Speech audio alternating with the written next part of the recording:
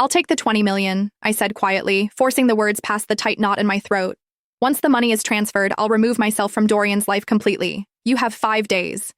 My tone was calm, but my fingers were shaking so badly I had to grip the phone with both hands. A sharp, victorious laugh burst through the speaker. Vivian sounded pleased, almost celebratory. So you finally understood your position, she replied. Excellent. I'll see that everything is arranged, Camille. Just remember our deal. Stay out of my son's sight forever. I don't want you anywhere near him again. She ended the call before I could respond.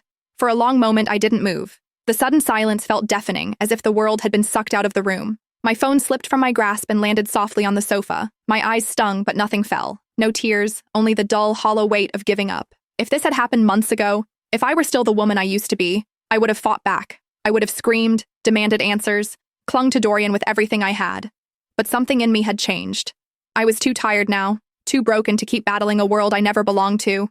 I shut my eyes and released a shaky breath. This wasn't how our story was meant to end. 5 years earlier, I had found Dorian lying unconscious beside the road, his clothes soaked with blood, his memories erased by the crash that nearly killed him. At that time, I barely had anything myself. Just a run-down apartment with cracked walls, a thin mattress I bought secondhand, and enough money to scrape through each week.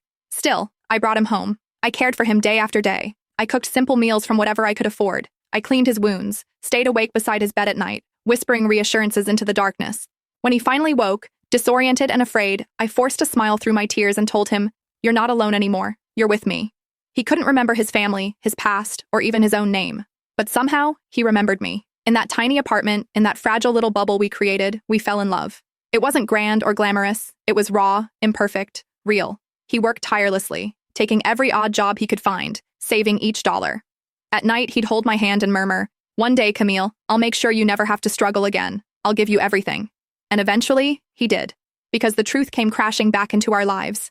Dorian wasn't a nobody. He was the heir to one of the most powerful corporate dynasties in the city, born into unimaginable wealth. When his memories returned, he took me with him into that glittering world of privilege and influence. I thought it was the beginning of our happily ever after. He stood up to Vivian, his cold, commanding mother who treated me like dirt under her heels. He slid a diamond ring onto my finger and vowed, "I choose you. Always. You're my home, Camille."